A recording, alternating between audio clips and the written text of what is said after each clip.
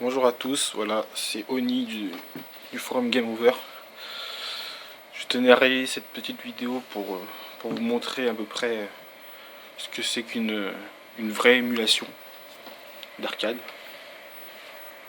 Je réalise surtout cette vidéo pour montrer aux gens qui jouent à leurs émulateurs et qui montent leurs bornes d'arcade sur des écrans LCD 16 neuvième en haute résolution, et leur montrer ce que c'est qu'une vraie émulation en perfect pixel pour restituer le jeu dans son originalité. Alors voilà, la machine qui permet d'émuler, c'est une toute petite machine. Vous n'avez pas besoin d'une grosse machine pour émuler les jeux old school. Alors vous voyez, c'est un vieux Athlon 64 avec une GeForce 4 MX 440, 32 mégabits. Il n'y a pas besoin de plus, car pour l'émulation parfaite, nous n'avons pas besoin d'utiliser les fonctions Direct 3D de la carte graphique. Alors voilà.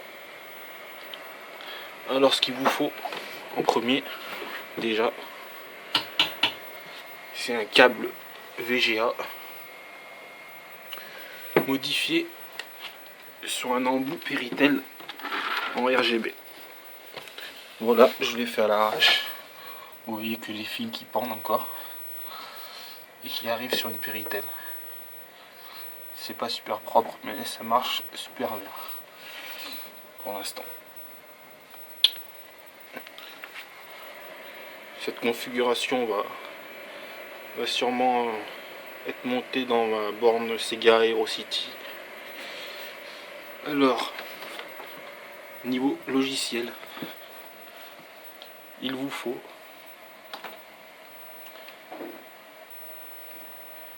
sauf 15 kHz.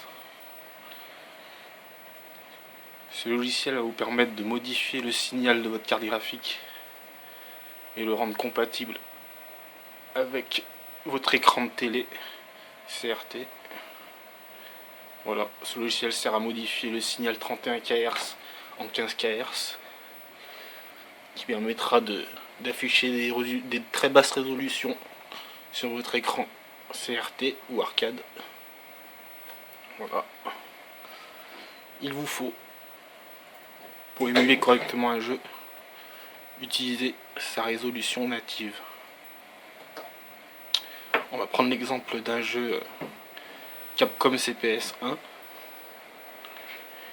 qui utilise une résolution d'origine de 384 par 224 à 60 Hz. Vous voyez que cette résolution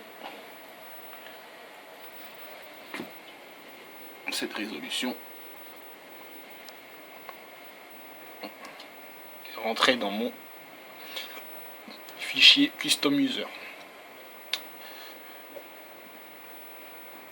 384 par 224. Ensuite,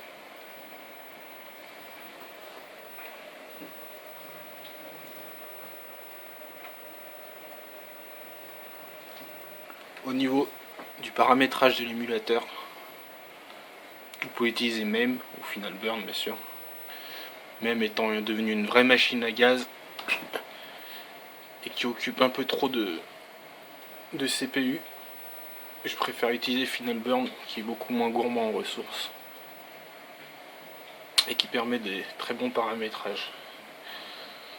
Niveau vidéo, très important, il ne faut jamais utiliser les fonctions Direct 3D de votre carte et rester en Direct Down. L'émulation se fera par le processeur et il n'utilisera pas les fonctions Direct 3D de votre carte. Pour un Street Fighter, la résolution d'origine est bien sûr 384 par 224. Si vous choisissez arcade, l'émulateur prendra directement la bonne résolution si vous l'avez correctement rentré dans sauf 15 kHz. Vous pouvez regarder, vous pouvez constater cette résolution est bien prise en compte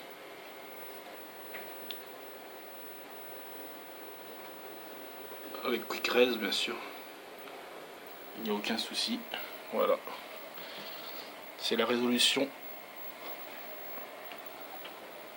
384 par 224 en 60 Hz. Bien sûr.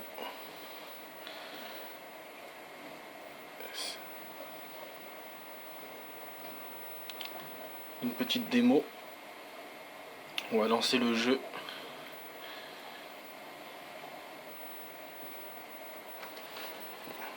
C'est pas très pratique avec le téléphone. Voilà, c'est PS1.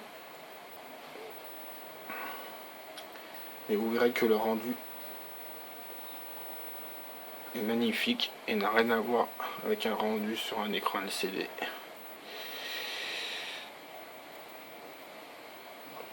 Bien sûr, ça prend un peu plus de temps que de balancer 45 000 jeux et tout passer en direct 3D sur un écran LCD. Ça prend plus de temps.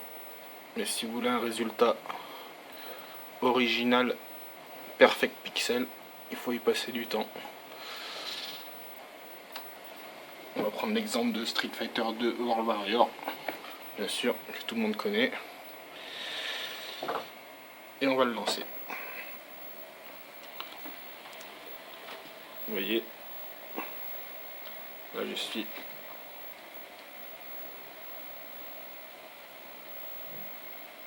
en perfect pixel. Vous remarquez les scanlines.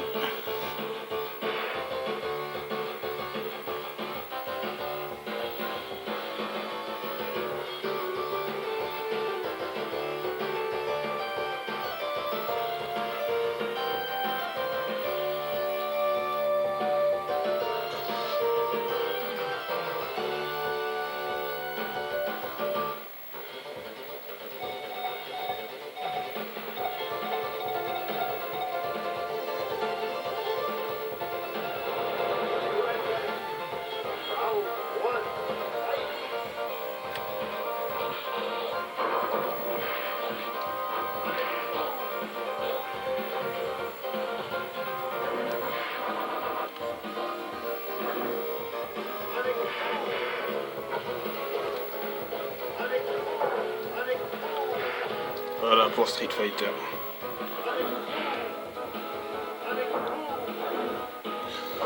C'est pas terrible de prendre en vidéo un écran CRT, bien sûr. Vous aurez pas ce que je vois vraiment, mais ça donne à peu près le résultat que ça donne.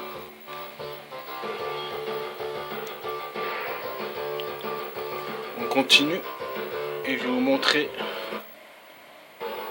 l'un de mes shoots préférés, bien sûr. Un jeu cave.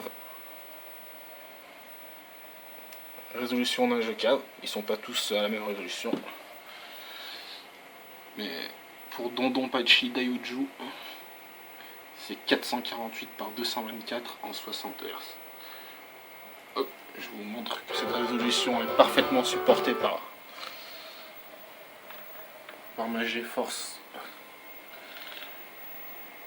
Vous remarquez que c'est très très propre. Et on va lancer un petit Dondonpachi Daioujou. On va retourner en 800 x 600 sur le bureau, c'est un peu plus confortable pour faire les paramétrages.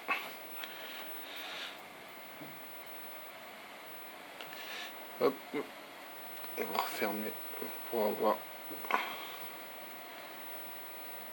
un petit problème. Hop, on va relancer Final Burn pour qu'il se recale comme il faut sur ma résolution. Et on va mettre Cave PGM Dondonpachi Daioujou. Là. Oh, c'est bon. C'est l'un des meilleurs shoots de cave. Hein. Et en résolution native. C'est magnifique. Bon, normalement il se joue en tâte. J'ai pas pu tourner la télé dans le bon sens. Mais là, je suis bien en 448 par 224 en 60 Hz.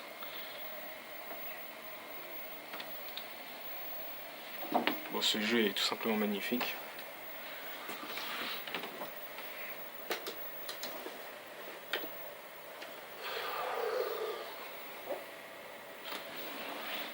On peut remarquer que la géométrie est parfaite dans les coins.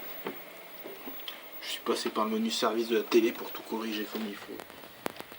Ici, il n'y a pas un seul problème.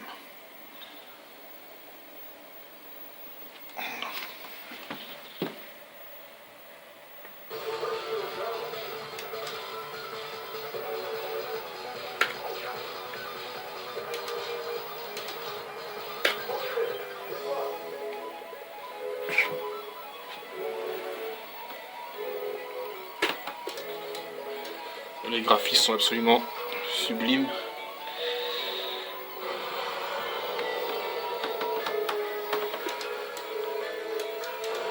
Ce jeu est vraiment terrible.